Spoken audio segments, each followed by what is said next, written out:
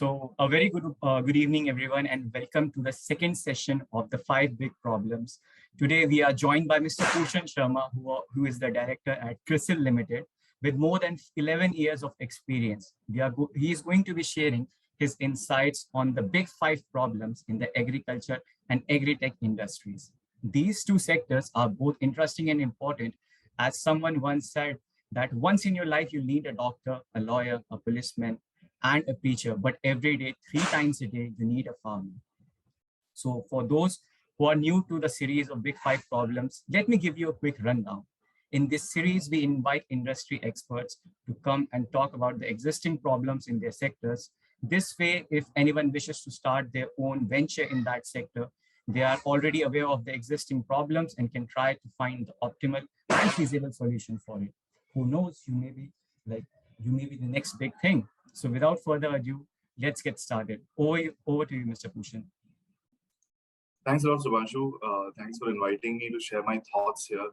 And before I begin on talking about agriculture and the challenges that agri-tech industry is facing, I just wanted to hear from the participants about what is it that comes to their mind when we talk about agriculture and the challenges in agriculture.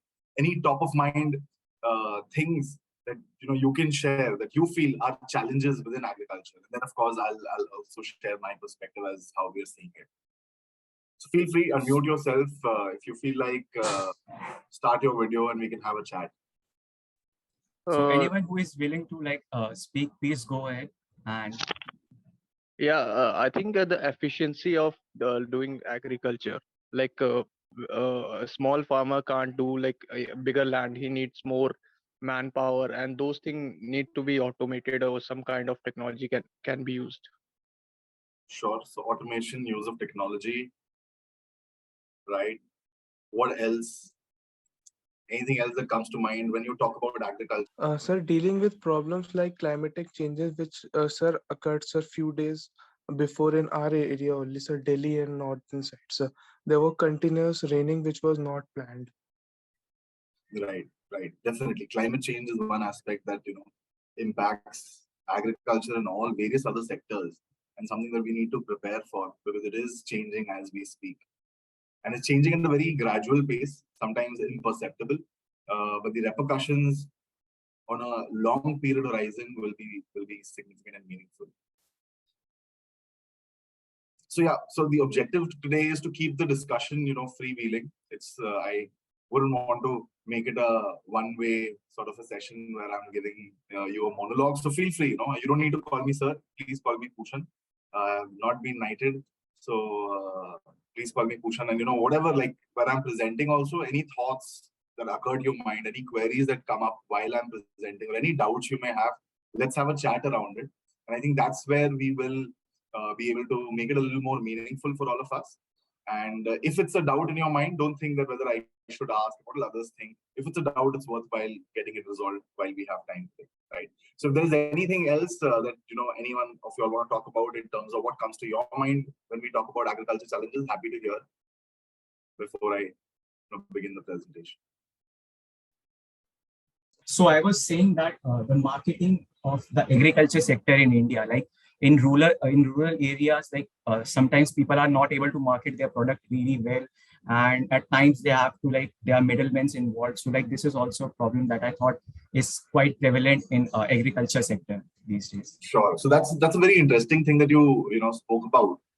Market linkage is absolutely a very, very critical challenge in agriculture. Now, during the course of this presentation, we'll also try to understand the role of the middleman. A lot of times we consider the middleman as sort of the evil in the system who's taking away a lot of benefit from the entire ecosystem, but we'll try to understand the role of the middleman and the criticality of that role as well. Great. So what I'm going to do during the course of, and how much time do we have, Subhanshu, for the presentation? We planned the session for 1 hour from 4 to 5, but if there are 10-20 minutes we exceed, it's fine. We can manage that. Sure. So I'll not take too long for the presentation. I'll present for about maybe half an hour, and we'll keep the rest of the time for a discussion and any queries that the team might have, right? So let's get started. And what I'm going to cover is, we'll talk about the agriculture sector. What are some of the structural factors in this sector? What are the trends that we're observing? We'll overlay all of that with the challenges that are faced by the agri-techs, right? Because the challenges or the trends in the agriculture sector will sort of direct us to understand the challenges that agri-techs are facing. So let us start off by talking about, what we are really, who we are talking about, right? The farmer. And let's try to understand that how much do we, think that a farmer earns in India, right? So any guesses as to how much do you think in a year, or let's say, in a year, how much does a farmer earn? Any guesses? Like if we are talking about a large scale farmer, like who has a lot of lands and resources available, then they may be making around 20 lakhs, if I assume, like if they have the right resources and they have the manpower, great amount of land, and they are making good production, they can make around 20 lakhs. And if we are talking about small scale farmers, then that may vary, because then there is a vicious circle of debt that is going on in their life that I have heard from many people. So they may be around making 4-5 lakhs a year. All right. So I think good approach in terms of differentiating between the large and the small farmers. The average land holding in India is about 1.08 hectares, and that's as per the agriculture census that came about 6-7 years back. So 1.08 hectares is approximately a little over 2.5 acres. That's the kind of land that Indian farmer holds. If you compare that with, say, US, the average is 179 hectares, right? And averages always are misleading, right? Because there are people on both sides of the averages, and the stronger side sort of skews the lower side. So a lot of the farmers actually, in fact, in India, bulk of them own less than 2.5 acres of land. And that's where one of the really critical challenges is that, we don't have economies of scale. And as per, the government data itself, an Indian farmer earns around rupees 1 lakh per annum, right? Just rupees 1 lakh. And what is more startling is that this is in a family of 5 people. So it's not just one person who's engaged in farming. There are about 4 to 5 people. It could be that 4 people are engaged in farming. One person is working outside in an urban center, sending remittance home. But this 1 lakh includes the remittance income, right? So it is not pure play, the income made from cultivation of crops. Crops will account for only 40% of this 1 lakh, so around 40,000. The remaining comes from other activities, because farming, although it's a full-time business, but it's seasonal in nature, right? It's not that you have to spend time with your crops 8 hours a day. You can take care of them early morning, in the evening. You have time in the middle. That itself is very laborious, taking care of the crop. But you have time in the middle, and you have low income, so you have to look for other opportunities, other avenues. You have cattle, livestock, poultry. You have wages, informal, formal wages, as well as remittance income. So this is in a family of 5, which translates to about 20,000 per person per annum. So it's effectively actually 20,000 per year on a per person level, which is only about 1,700 rupees per person per month, right? And this is the reality of half of India, right? We are a country of about 130, 140 crore people. We still don't know the number yet. We'll wait for the census to tell us really how many of us are there on this side of the world. But approximately 130, 140 crore people, out of which about 70 to 80 crore people are engaged in farming, right? And why this is important and why I have put this upfront on the slide is that no matter, even if you are not interested in agriculture or not wanting to do entrepreneurship, which is pure play targeted towards agriculture, it's very important to understand the reality of half of India. Whether you are an FMCG player who wants to sell biscuits or juices or an insurance product or a financial service, you can't ignore half the population of India whose reality is this, right? They are working with only 1,700 rupees per person per month. One silver lining here is that some of what they produce, they can consume as well, right? Which is what helps them still survive on just 1,700 rupees per annum, per month rather. So why is it important to understand is because when you're making a product or a service for this customer segment, you need to understand the ability to pay. Can you charge them, and how much can you charge them for whatever service that you're providing them or a product that you're providing them? So maybe a traditional business model where you're having a subscription model or you're charging them upfront, which is, say, a prohibitive cost, that might not work, right? You might need to deliver something to them, deliver a good, deliver value, deliver savings, and that could lead to your revenue stream. So that's what I wanted to highlight over here. So from an Agtech perspective, the challenge that they are facing is a significant chunk of the agriculture ecosystem who they can target at the B2C level. Their ability to pay is quite restricted, right? Their affordability is quite restricted. And lastly, this 1,700 rupees per month per person is also when the rain gods are kind, right? If there is a weather fluctuation, if there is a heat wave, like we saw in the month of March, right? A farmer is looking at a good crop in the month of February. Things are looking all good. Wheat is standing, and they're thinking, okay, in 3 weeks' time, I'm going to harvest this crop, and I'm going to sort of maybe buy this particular thing, buy that particular thing. And in a week's time, you have a heat wave, and suddenly his yield reduces by 20%. And now all his plans change because there's a lot that depends on the weather.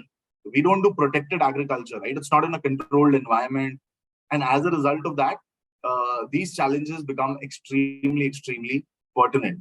Another important aspect here is that only 50% of our land is irrigated. So the remaining 50% is, where it's up to the rain gods, right? If it rains well, if it's spread well, not just rain well, statistically, it needs to rain when the farmer requires it to rain. For example, the rains that we're getting now in October, it's not really good from a farming perspective. So I'll also talk about the two seasons in India, right? The farming seasons. We have the Kharif season, which is the monsoon sowing season. And then we have the Rabi season, which is the winter sowing season. The Kharif season typically starts around June, ends around September. So the sowing takes place anywhere between June, July, maybe till the first week of August, depending on different parts of India. We're a diverse country where rain hits each region at a different time, and hence sowing is dependent on that. And then harvesting takes place around towards the end of September, early October, depending on the crop and the region. Then sort of post-Diwali is when the new cropping system starts. Around late November, December is when the sowing starts for the Rabi season. When there is excess rainfall, the reservoirs are having surplus water, and that's what is utilized for the Rabi season. Typically, a farmer needs to have irrigation facility for him to go for sowing in the Rabi season. Otherwise, the farmer only does one single season of cropping.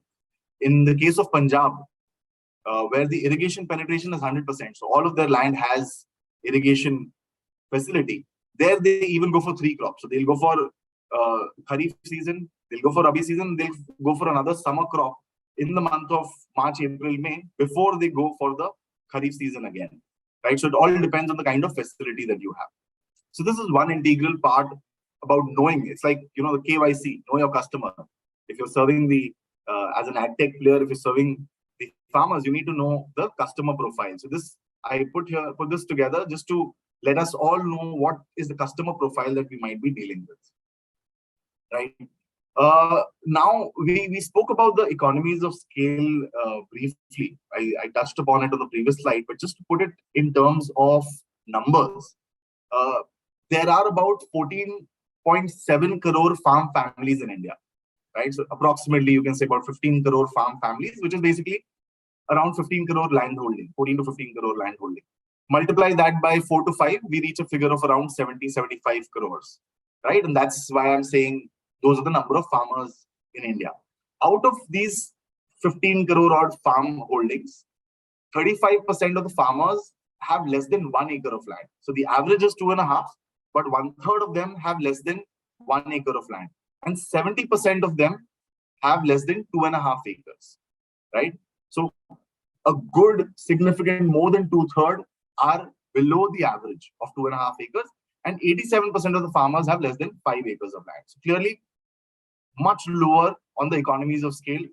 So all these aspects that we talk about, drones, etc., they are concepts of the Western world. Now, if in US you have a farmer who has 180 hectares of land, that's over 300 acres of land, the farmer is not able to walk through his entire land. He can't see what is the problem that is in one extreme corner of his plot. And he can't do it on a daily basis. You can't even walk so much on a daily basis. That's where you need services from a drone. If you want to spray pesticide, you can use a drone and spray it. Because of the economies of scale, it becomes viable at the B2C level, that is business to directly consumer level. That same concept when applied in India is not very practical. Because if a farmer is owning less than 2.5 acres of land, he can walk each piece of his land, inspect all of his crop manually. He'll have the personal satisfaction of having inspected it, and he does not have to spend money on a service like a drone. Right? Now, over the years, the acreage that we have, right, the amount of land that we have which we can cultivate is about 14 crore hectares, 140 million hectares, and that's remained static since the last 40 years. But the number of farmers have increased from 7 crores to 14 crores. And now one would question that why would the number of farmers increase, right? People are moving out of the profession. So what do you all feel? Feel free to, jump in, unmute yourself. Yeah. Sir, I feel that suppose, sir, someone has a and sir, he has two children, sir. It gets divided, sir, as a Absolutely. source. Yes, sir. As a from one person to two people, and sir, to two sons and three sons, four sons. That is why, sir, the number of I think that farmers are increasing. Absolutely right, Akash. So in fact, that is what has been happening. While people are moving out of the profession also, the land is getting divided from one generation to another. It gets split between the brothers, sisters, and all of that. And that is why the number of farmers have increased, and hence the economies of scale are further reducing. So you have static land, and to some extent, the land also gets depleted with more urbanization. But the number of farmers keep increasing, and hence the average land holding keeps reducing. Right? Another aspect is that half of our country's population is engaged in farming. But the GDP contribution to farming is only about 14 to 16%. Right? So the number of people engaged versus the contribution to GDP is extremely low. So definitely the value addition and what you're producing out of it is not commensurate to the number of people who are engaged in that activity. Now, below what I've put is just some comparison across countries. How much land do we have, right, per person? Now, India being a highly populous country, our averages are, of course, much lower. And this includes the farming as well as non-farming population. So we have only about 0.12, right? Just about close to 0.3 acres per person in India. In countries which are less populated, like, say, Russia, of course, the number is slightly higher. Right? So we've spoken about, again, we're still spending time on knowing your customer. We came, in the previous slide, we spoke about how much income does the farmer make. In this slide, we're trying to understand the economies of scale with which the farmer is earning. Clearly, the summary that I would like to leave across with you all is that 70% of the farmers own less than 2.5 acres of land. Right? So, Subhanshu, you mentioned about one of the challenges on the middlemen, right? And this is a very interesting aspect. What I'm just trying to show here is that the person who actually produces the crop, produces the output. So, for example, let's take the example of potato, which you see on the slide, right? At the retail level, we might buy potato for, say, about 40 rupees per kg. But what the farmer gets is only about 8 to 10 rupees per kg. Now, a lot of it is taken by this guy, right? That's what we all believe. And which is also true to a very large extent. 25 to 35 rupees is taken up by this person, the middleman. And I'm simplifying it. There will be other stakeholders also in the value chain. But for sake of simplicity, let's attribute all of that and club all of that into a middleman. Now, this guy is making about 25 to 35 rupees, whereas the person who's growing it is only making 8 to 10. Now, it's important to understand the role that this middleman is playing, right? Now, a farmer who's making only less than 2,000 rupees per month per person, his land holding is quite low. 70% are owning less than 2.5 acres of land. His ability to take risk is extremely low. his ability to invest and go for, say, logistics, transportation, take his crop to mandis. He goes to one mandi, he doesn't find the price favorable, he'll take it to another mandi. That is not feasible because he doesn't have the ability to spend so much to afford logistics or to store his produce. That today the price is not good, so let me store my potato. I have a cold storage, I'll store it there, and when the price improves, I'll sell it. So what he has to do is, he needs immediate capital. He has spent a lot of money in buying the seeds, in taking care of the crop, in irrigation, in fertilizer, pesticides, in harvesting.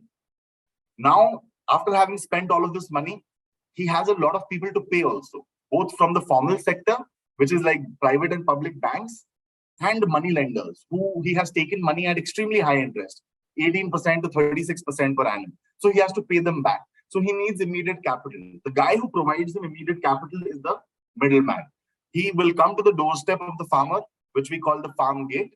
And from the farm gate, he'll buy the produce from the farmer and give him an advance immediately. So the money lender is playing multiple roles. And this is again extremely important from an Agtech perspective. There is a lot of scope to see what the middleman is doing and do it in a systematic, organized, meaningful way, which is a win-win for both the farmer as well as the middle person. And the gains can be in the form of efficiency, because the middlemen today are not working in a very synchronous manner. There is scope for someone to come into the middle, provide better market linkage for the farmer, and this 25 to 30 part of it can be shared with the farmer and maybe even with the end retail customer if you bring in efficiency in this pie. And there is a big pie to play with, right? A significant chunk actually resides here, right? So the middleman is playing the role of a financier to the farmer because he's giving him upfront advance. He's also taking a lot of risk on behalf of the farmer. Now we've taken the example of potato. Now let's maybe flip this to talk about, say, a tomato, which has a very low shelf life. Now when a farmer gives his tomato, to the middleman, there is a lot of risk that the middleman takes, because by the time he sells it in the mandi, what if the mandi is not giving him a favorable price and he decides that he needs 2 more days actually to sell the crop? And what if the crop sort of starts perishing because the shelf life is low? He has already committed to the farmer, right? And he's given him an advance, which is good 60-70%. Now he's bearing the risk of that produce. So, and the farmer is actually not bearing it. So the risk of that produce and the fact that the middleman is bearing it, he takes money for that also. He takes care of logistics and transportation. He takes care of selling it at the mandi and the mandi fees, right? So the middleman plays a very critical role. In many cases, the middleman is also the advisor to the farmer. He tells him that, okay, grow this crop this year, grow more potato, less of garlic, because the garlic prices are expected to fall. So he gives him advisory as well. So the middleman, what I'm trying to say, is an important aspect in the entire value chain and plays a critical role. He provides a service, and for that particular service, he is actually rewarded in terms of the money that he is getting, right? Any questions that you may have so far?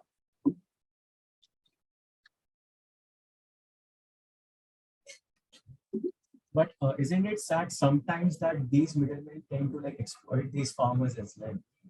Sorry, Subhanshu, your voice is a little feeble. I heard that you're saying they might exploit the farmers. Exploit the farmers as well. There are many cases for example, if a farmer is in a heavy debt, he has taken a lot of money from the money lenders, they may try to exploit them, pay them less amount, just assuring them that you need this money and we'll sell this, we are taking the risk. But is that also true? And is there a way you think that we can counter this? No, there are definitely cases, where the middleman, it's a case of knowledge asymmetry, right? Whoever has more knowledge in the system, whoever has better connect, he could use it as a leverage of advantage. So if the middleman has a better connect with the output market, if the middleman has better connect with, say, the financier, if he knows things better, even if he knows that the prices are going to go up in 2 days, today it's 40, it's likely to go to 45, 48, because that's what he has heard that in some neighboring village, there has been a crop damage, right? He might conceal that information, right? And still take it at a low price. So there are definitely chances. And all of this, see, a brokerage should not be more than 2 to 5%, right? A brokerage with a service, which is what the middleman is providing: finance, transportation, risk. These three clear services he's providing, right? He's giving advisory, finance, transportation, and taking the risk. That can still take it to 5%, can become maybe 15%, but it can't be more than 50% like we see in this case, right? So there is definitely a gap that needs to be bridged here. And that gap can be bridged by making this system more efficient. Now, the middleman may be going with a small little trolley to collect the produce. It can be done in a more systematic manner where you have an organized milk run with a larger vehicle. Every day you go collect the produce and deliver it to the market, right? That can be done. There could be better advisory to the farmer that, okay, strictly go for this crop, don't go for this crop. And at the beginning of the season itself, you tell him that if you go for this crop, I'll procure it at 40 rupees or 30 rupees or 20 rupees, whatever the number may be. So there is definitely a problem here to be solved, right? But the relationship between a middleman and farmer is also very strong. So one can't say that they will always exploit. They work in tandem. His business runs because of this guy. So he knows he can fool him once, twice, maybe 3 times, but he can't do it every time, right? So there may be cases, but there is a strong relationship also, right? And that is a challenge for the agtech providers, is the trust, right? That you are not a local person. I don't know you. I don't know. I have not dealt with you. I don't know whether you will give me money, because one has to realize the risk-taking ability of a farmer is very low. Someone who's making less than 2,000 rupees per month, he doesn't have a bank balance that he can take risk with. That, okay, what if one crop fails, one season fails, I will still manage. He possibly cannot. So that's another challenge that the agtechs need to deal with in solving this problem of market linkage in particular. Right, shall I move ahead? Oh, yes, sir. All right. All right. So we spoke about income, we spoke about economies of scale, we spoke about market linkage. Now let's talk about some of the aspects which are an outcome of the economies of scale, right? And also which tell us a little more about what sort of output the farmer is producing and how we are placed with some of the other countries. Now, if we talk about yields on an average in India, our yields are slightly lower than the global average. On an average across crops, the yield is about 4 tons per hectare in the world. Ours is about 25% lower than that, about 3.25 tons per hectare. China, very importantly, is 6 tons per hectare. And now, if you look at the average land holding in China, it is only 0.6 hectares. India has more average land holding. We are at 1. China is at 0.6. Despite being at 0.6, their yields are much, much higher. And a clear question that arises is how they are doing it, right? The kind of inputs that they use, the kind of seeds that they use are much better than us. The kind of pesticide, fertilizer, and the amounts that they use are much higher than us, much more than the global average, which is why they're able to do this, because they have an equally large, if not larger population than ours to serve in terms of their food needs. And no country wants to be dependent on other countries to serve a basic need as food.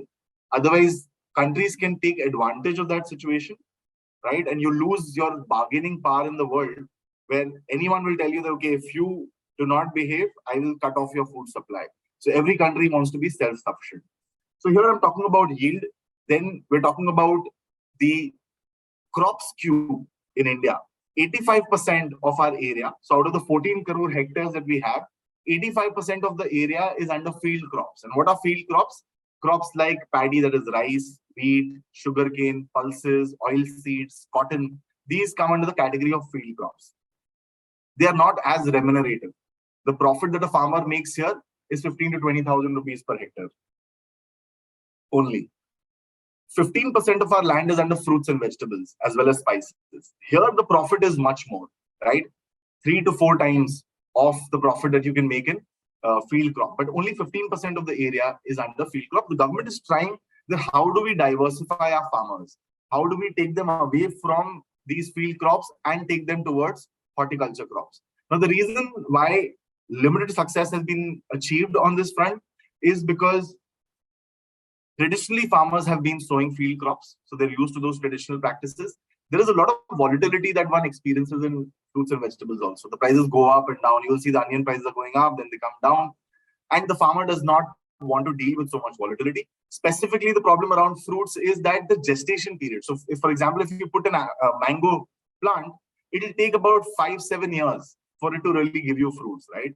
The farmer does not have that ability to wait. Someone will have to fund him for 5-7 years for him to be able to sustain, or her to be able to sustain her life, right? So that's on the remuneration. In terms of the value addition to our crop, right? Do we take our garlic crop and make garlic powder out of it? Do we take the tomato and make tomato puree out of it? Because say if you are not getting good price for the tomato, you can make tomato puree out of it and store it for a longer period and then sell it when the prices are sort of recovering. But the level of food processing in India is extremely low, right? We can see that we're doing only about 10% of processing of food, right? And more so in the agriculture context, there is a lot of processing that happens in milk.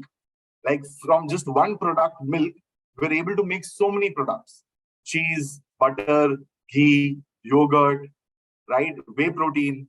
All of that comes from milk. So the level of processing that the milk industry has been able to achieve, that has not happened on the food side, right? If you look at country like US, the level of processing is 65%. Even developing economies, Thailand, 30%. Brazil, 70%. So we clearly lack on this front. And that's another challenge stroke opportunity for the agtechs. So it's not just the core farming where the problem needs to be solved. It could also be solved on the output market, that is food processing. It could also be solved in the input market in increasing and improving the yields. You can provide the benefit to the farmer, increase his income from X to Y. And once his income is increased from X to Y, that's where you can take a share from the farmer, because upfront the farmer will not be able to pay. The fourth aspect and very critical aspect is the amount of food wastage that we have, which is called post-harvest loss. Now, interestingly, we waste as much food as much as Britain consumes per annum, right? So the whole of Great Britain, the amount that they consume is equivalent to the amount of food we waste. And we don't waste it intentionally. This is not food wasted on the plate, right? We're not even accounting for that, because that is only happening in a very small percentage of our society. Bulk of the society is not really wasting food on the plate. This is more of the losses in harvesting, in transportation, and things like that. In fruits and vegetables, it can range from 5 to 15% of the total produce. So every 100 kgs, we're wasting about 10 kgs. Oilseeds, pulses, cereals are slightly in the moderate category, around 6%. Milk, one of the most perishable commodities, right? There we've been able to really minimize this. It's less than 1%. So you have a good supply chain that has been built by the likes of Amul, by the likes of Mother Dairy, and those are on the cooperative side. Even the private players like Hudson Agro, Heritage, right? All of these players have also done significantly well in ensuring that the wastage on the milk side is minimized, right? So every liter of milk saved is a liter that the farmer can earn revenue from and profit from, right? Fisheries around 3%. So these are some structural issues that beg to be solved for the agriculture community. We'll step into the part on food wastage a little more. And just to quantify it, we lose close to about 92,600 crore in terms of just post-harvest losses across commodities, right? And like I was saying, in fruits and vegetables, it's 5 to 16%, oilseeds 3 to 9%, pulses 6 to 8%, cereals 5 to 6%. Specific crop categories, if we talk about guava, in the farm operation itself, 12% is lost. In storage, about 4% is lost. So that takes it to about 16%. In case of apple, again, the losses are over 10%. Tomato is about 12.5%. Cauliflower, 10%.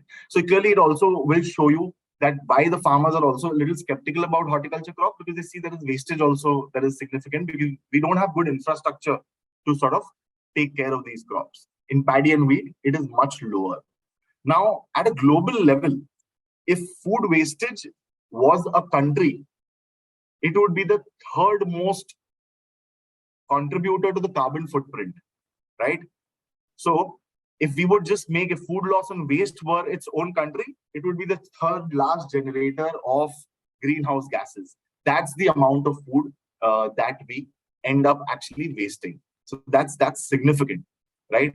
And what are some of the reasons for this wastage? The harvesting that the farmer is doing when he is harvesting the crop, the techniques that are used, they are not so up to the mark.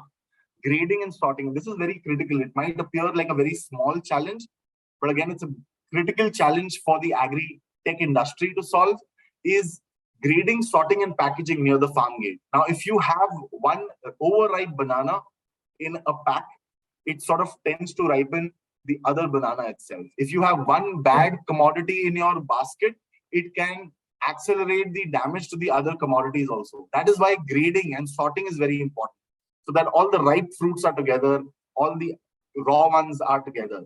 And if that doesn't happen, it's going to accelerate the deterioration of the crop. So grading, sorting is extremely critical, and that too near the farm stage.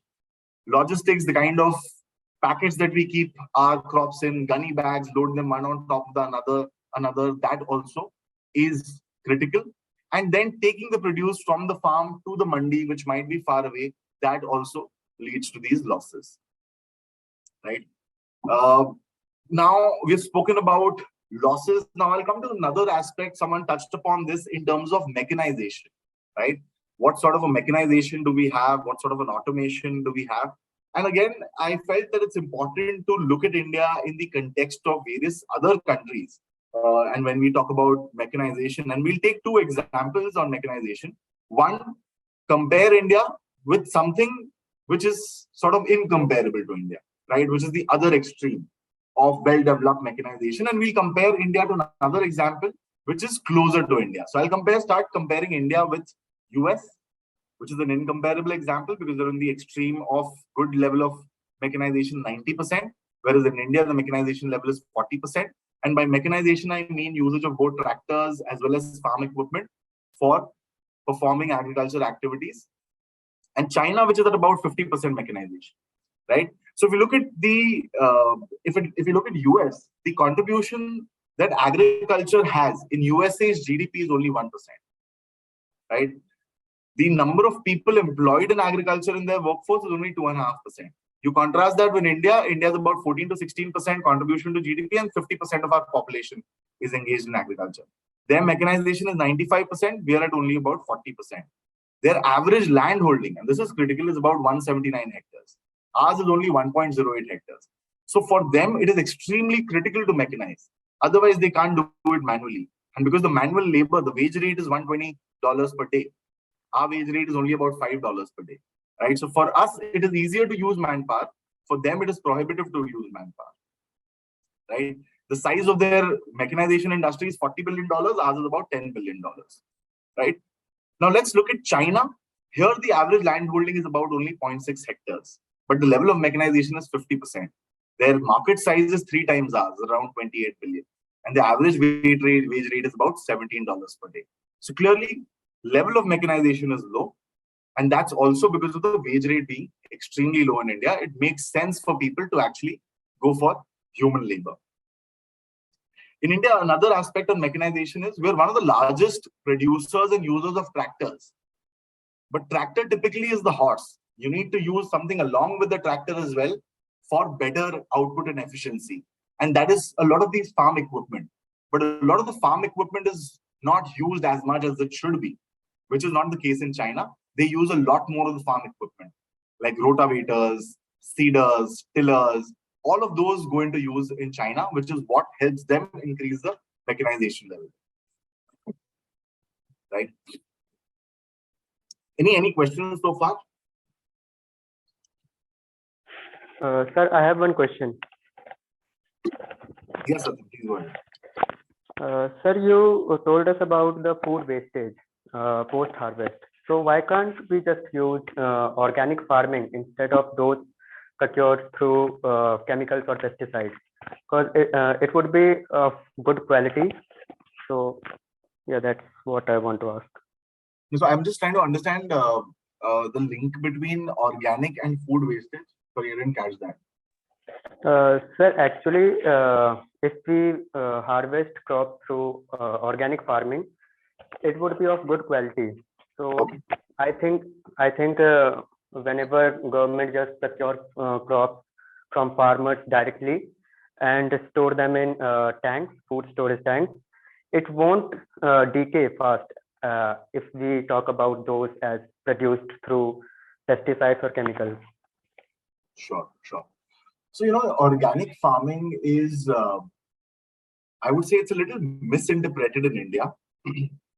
uh, See, what happened is in Sri Lanka, if you see recently the crisis that they had at the very senior level in their political system, they decided that they're not going to use chemical fertilizer, they'll go fully organic. What happened is that their yield declined sharply, right? The soil needs to be ready. The organic content in the soil needs to increase significantly for it to be ready for producing good yield using organic farming. Suddenly, if you switch off chemicals and switch on organic, the yield declines sharply, right? And that is what we saw in Sri Lanka. So organic farming has its own benefits as well as challenges. Definitely, it's more sustainable from the environment perspective. You're giving natural things to the soil. But over the years, when the soil has become used to a certain degree of chemical, unless you really rejuvenate the soil with organic matter, it's not going to give you both quality as well as quantity, right? So it's not that organic farming will suddenly give you better quality of tomato and bigger size. It could be that the size of the tomato is really small. The yield can be much lower. So that is a challenge that needs to be worked along with. In many cases, the yield is much lower than using chemical fertilizers, right? And you also need to be wary of the pest attacks that might happen, because if you're doing organic farming, you have to deal with the pests also in an organic manner, right? So these are some of the challenges associated with organic farming. I hope that answers your question, Satya. Yes, sir. All right. So any other questions, or should I move ahead? Yes, sir. I wish to ask. Yeah. Actually, we learned about there is a comparison between China and India. So, like, there is a as per China, like we know that they have a better like food efficiency than us, like in agriculture. So there is like a problem, I guess, in the field of like budget allocation also, since the government like incentivized the farmers to grow certain kind of crops and certain season. Since the budget is also good in India also, but the thing is that here the farmers are not like incentivized on growing every kind of crop, but they majorly focus on a part of crop to be like grown, and that like sometimes surpasses the storage capacity like of the country itself. So nowadays we also see companies like many foreign startups also and people like spending money on research and development, and there is a company which I know with the name Nosh Technology. Like what they do is like they use the technology like blockchain and cloud computing to like calculate the amount of food wastage that has happened, and based on that activity they try to like figure out some conclusion on how to reduce the wastage. So can this problem be solved using the like technology of machine learning? Since machine learning we predict some data, like we first of all feed some data about how much the money is allocated in previous years on certain sector of food department, and based on that, like if we have a certain budget, we can like allocate it certain percentage to the most critical problem that needs to be figured out. So is it so? Right. So that's a very, very interesting question.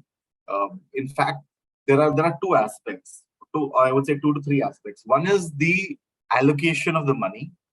Second is where you're allocating the money, and third is how effectively are you utilizing it. Right. So one is all three need to happen together. You need to allocate money. You need to allocate it to the most pressing challenge, and you need to spend it efficiently and make sure that the money is going where it is required. So in terms of the overall budget, if you see the union budget this year in February 22, it is about 35 lakh crore, the overall budget for India. Out of that, 2 lakh crores is only the fertilizer budget, right? So almost 2 lakh crore, 5% of the budget almost is just going directly to fertilizers. So so the government has sort of taken that call that, okay, fertilizer is one aspect that we need to subsidize. There are many other inputs also, right? You have pesticides, you have farm equipment. To very large extent, the government also incentivizes purchase of farm equipment. You have market linkage, you have procurement of the crop. The government has some programs around that in terms of the MSPs that they announce and they procure. But while they announce MSPs for 23 crops, they typically tend to procure largely 2 crops, that is paddy and wheat, which they distribute through the PDS system. They also procure to some extent the cotton crop. And although not an MSP, but sugarcane also has a reserve price at which it is procured. But the remaining crops are not really procured by the government. So that's to answer your question on the allocation. Yes, we're allocating, but we need to decide where we need to allocate the money, what is going to give us better return on allocation. For that, I would say not so much of machine learning, but more on understanding at a very large scale on ground that on what do I spend as a farmer, what does he spend on which gives him the maximum result. Is it going to be fertilizer, or is it going to be taking care of storage needs or better linkage to the mandis and the output market? I would say more of that is required, understanding the movement of the product right from seed to the plate and understanding where should money be spent to get the best output. So that's on the allocation front. But where machine learning can definitely play a very critical role is when the farmer is growing the crop, right? If you can visualize and see various areas, okay, in this particular pocket, at an early stage, I have realized that your yield is going to be low because the size of the leaves of this particular pomegranate plant is so many centimeter in the 4th week of growth. So if it is based on machine learning, you know that is only so many centimeters. Had it been, say, 7 centimeters, it would give you X amount of yield. Now it is only 6 centimeters, so it will give you Y amount of yield, right? So that's where machine learning can play a role in informing policymakers how much production can they expect, in informing the farmers that what corrective action can they take on the particular crop, because early in the stage of growth itself, you have been able to identify that the crop yield is going to be much lesser than last year, basis some early signals, which can be enabled by machine learning and artificial intelligence. So I hope that answers your question. Yes, sir. Thank you, sir. Yeah. Any other questions? No, I guess we can move All right, ahead. so I'll go ahead. So we've spoken about input, output markets, we've spoken about yield, etc. Another critical aspect is the financing of this entire thing, right? And that becomes extremely critical because for a person not earning too much, he has to depend on finance to take care of his particular needs, right? And there is both lack of access to credit as well as risk management practices. Now, what I'm showing here on the chart on the left, top left, is the non-institutional credit as well as institutional credit. And let's define what non-institutional and institutional is. Institutional credit is from the banks like HDFC, Access, ICICI banks. These are private banks. State public sector units, that is State Bank of India, Bank of Baroda, Punjab National Bank. These would be as well as regional rural banks, right? They will all come under the ambit of institutional credit. Non-institutional credit will be from informal sources, like a guy in the village who gives money to people, right? He could give them 100 rupees in the morning. Like, for example, if you talk about, say, a hawker who is taking a cart of fruits to sell, what he'll do is, just let's take an example. He's taking 100 rupees in the morning as loan, goes to the market, buys 100 rupees worth of goods, sells it for say 105 rupees. And the guy who's given him 100 rupees loan, he tells him that in the evening you have to give me 101 rupees. Right? He does that every day, 365 days. How much is the interest rate he's paying? 365%. Because he's basically taking that same 100 rupees every day and paying 1 rupee on that 100 rupee every night. So on that 100 rupees, he's actually paying 365 rupees. So he's paying 365% interest. It sounds so simple and it sounds unexploitative, right? You're giving him 100, taking 101, only taking 1 rupee a day. But it's actually 365%. Would you or any of us on this call, would we ever take a loan at 365% interest rate? Not at all, right? But that is the reality. That is what the farmer is up against when he's facing non-institutional sources. It might not be as high as 365%, but it could be high enough like 36%, 44%, which is pretty high. Public sector undertakings, banks, private banks, the government has a scheme, interest subvention scheme, when they are lending only at about 7%. Now, what this chart shows is over the last 70 years, how is the share of institutional and non-institutional credit moved? It used to be extremely high post-independence. 90% of the credits was from non-institutional sources. Luckily, that has changed, and now we have 2/3 of the credit coming from institutional sources, only 1/3 coming from non-institutional sources. But what happens is, even this 2/3 that has access to institutional credit, it is not that they are taking all their loans through institutional credit, because the bank might not give them all that they need. Some of their needs are still being met by the non-institutional sources. So this is the penetration number. The value that he's actually taking might not be 2/3 to 1/3. It might still be 60% versus 40% still coming in value from the non-institutional sources, which is at a much higher price. So that's one structural aspect to look at.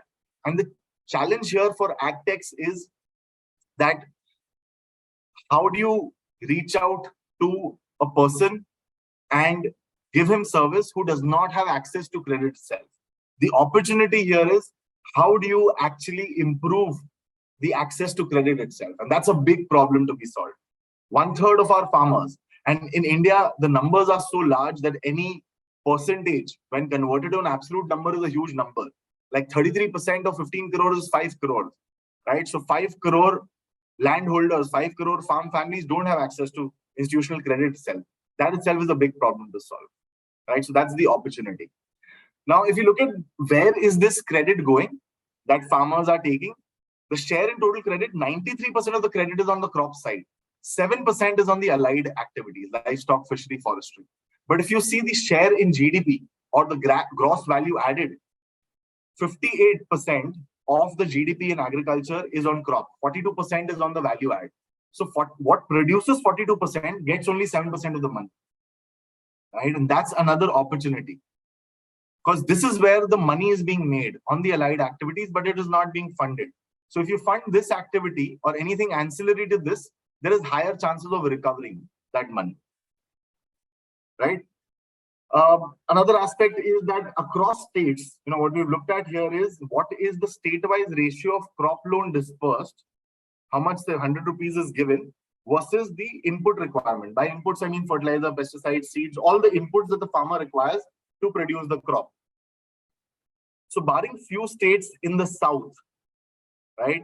AP, Kerala, Tamil Nadu, Telangana, and some regions in the north and west, most of the other states do not get enough money itself from institutional sources as much as their input requirements. So for example, West Bengal, if they need 100 rupees for input, they're actually getting loans worth only 20 rupees. So that's another challenge that the farmers is facing that the Agtechs can solve. Now, we might have heard of the insurance scheme. It's called Pradhan Mantri Fasal Bima Yojana, PMFBY. Only about 40% of farmers have access to this scheme, right? Most of the farmers don't even have access to this scheme. So why is that? Many of them are not aware. The government has asked states that you need to contribute 50% and 50% the central government will contribute. Many states are not, their balance sheets and their fiscal position is not very strong enough. So many of them do not participate in these contracts. And the insurance companies, they are given contracts only for one season. So they are not very incentivized to put manpower on the field to build a relation with the farmers, spread that awareness, give confidence to the farmers that, okay, I'm here to stay. You can take insurance from me. I will make sure that you get money if your crop is destroyed. Because they get contracts only for one season. They bid and they go out. In this year, there might be X insurer. Next year, there could be another Y insurer. So these are some of the challenges why we're still sitting at 39% insurance in the country. So I'm in the last few slides of my presentation. This is more, not so much of a challenge, but a very important structural information. And that is that 4 states in India account for half of our agriculture produce. So we have 36 states and union territories, but there are 4 states, the central part of India, where we are producing most of what we need. And that is Maharashtra, Madhya Pradesh, UP, Rajasthan. So it's like the, you can see it in the shape of 7, these states, right? And these states, basically, if you add their percentages that you see, this is the percentage share in the gross sown area. So if India has 100 hectares of land, 9 hectares are in Rajasthan, 15 in UP, 13 in MP, and 13 in Maharashtra, in terms of the area that is sown with crops. Right? So these are states that account for bulk of the produce. If we talk about the MSP, only 30% of the crops that we produce are procured in MSP. 70%, there's so much talk around MSP, but 70% is not even procured in MSP. It depends on the market price dynamics. What gets procured at MSP? Paddy, wheat, cotton, sugarcane. All of sugarcane gets procured, not at MSP, but a state advised price or a farmer remunerative price that the government decides. About 40-45% of paddy and wheat are procured, and about 30% of cotton is procured.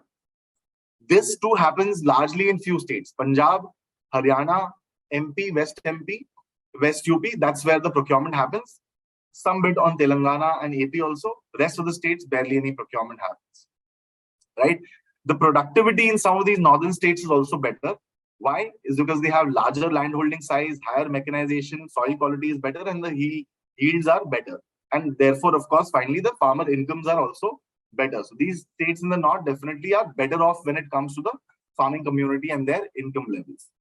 Southern regions have more fruits and vegetables. So there we have seen some level of diversification happening. The western region is into cash crops. So Gujarat, Maharashtra, you see a lot of cotton in both these states. Sugarcane you can see in Maharashtra and Karnataka and in UP as well. Right? And why I'm mentioning these, calling out these specifically, is because these are more remunerative in nature. Right? So this is again on the structural side, and this is my last slide that I'll sort of end this discussion with.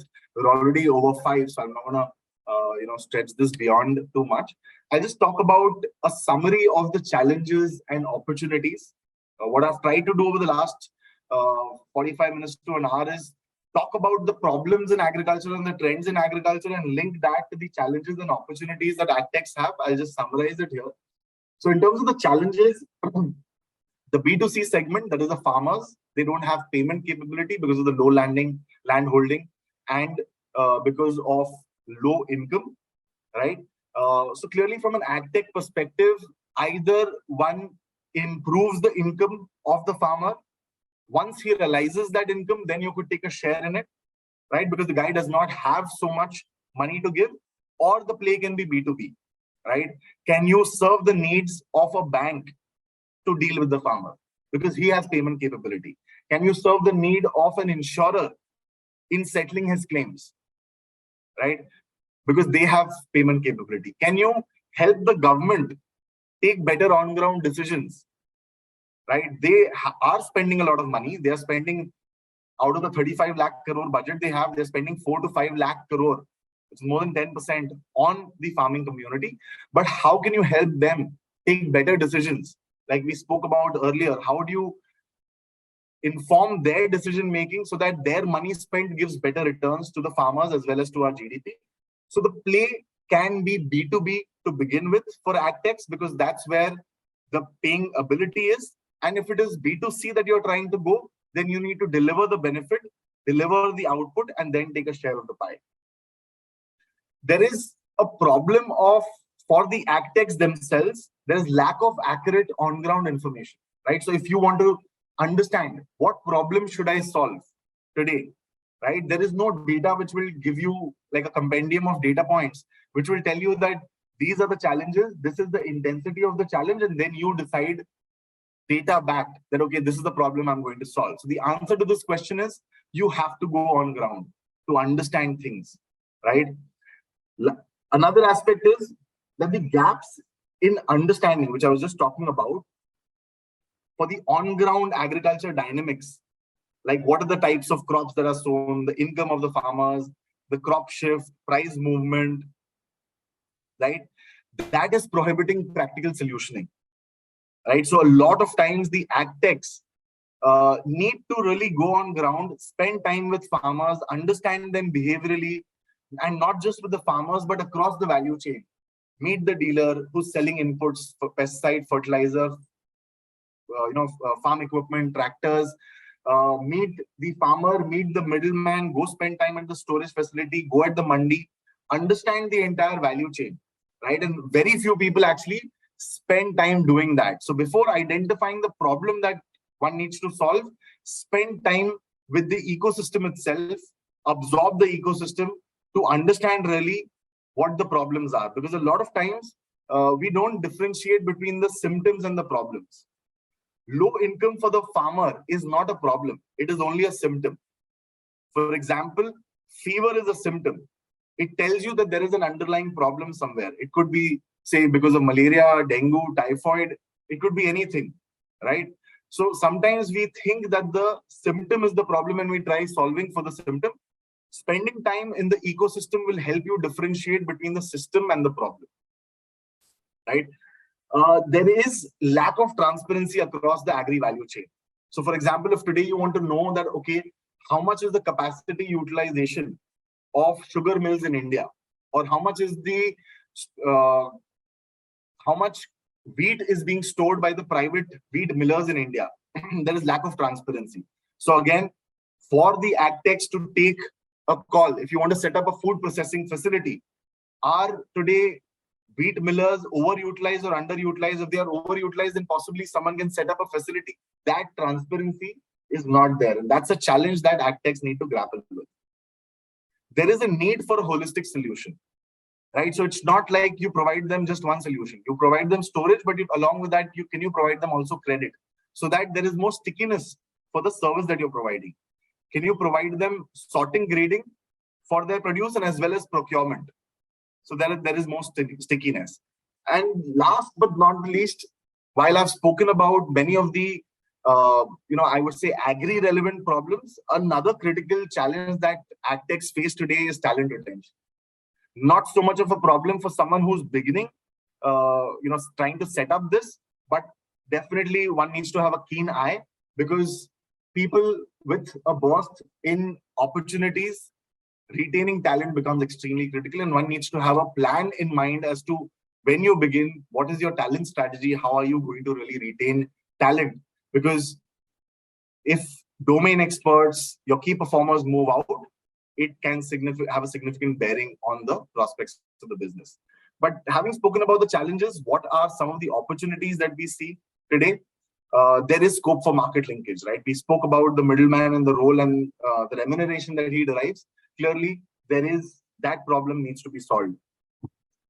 Informing government to plan their interventions where they need to spend money on the B2B side, that's a problem to be solved.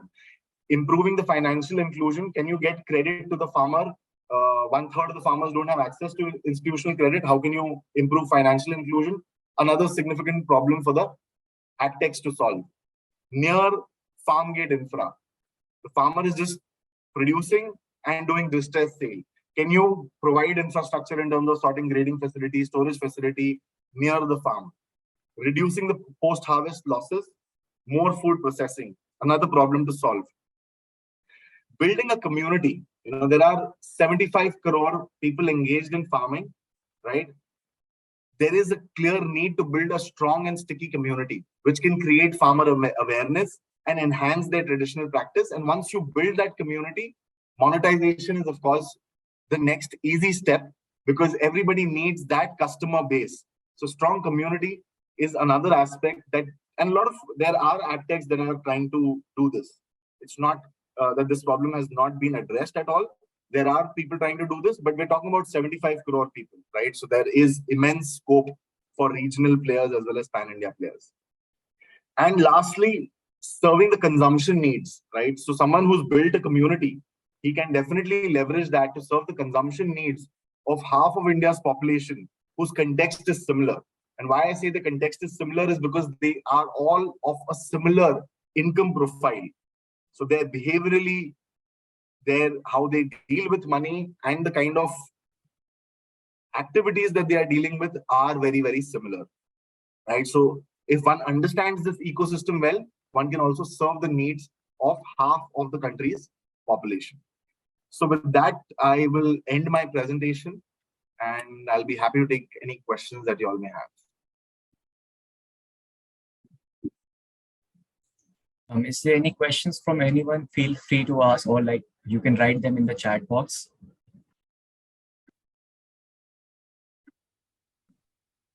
So I guess we have taken like most of the questions during the session. So it was an amazing session, extremely knowledgeable.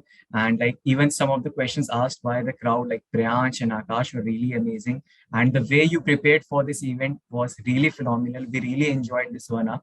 And in fact, how this 1 hour went, I didn't even realize. I was just so much engrossed in just listening to you and the way you presented it.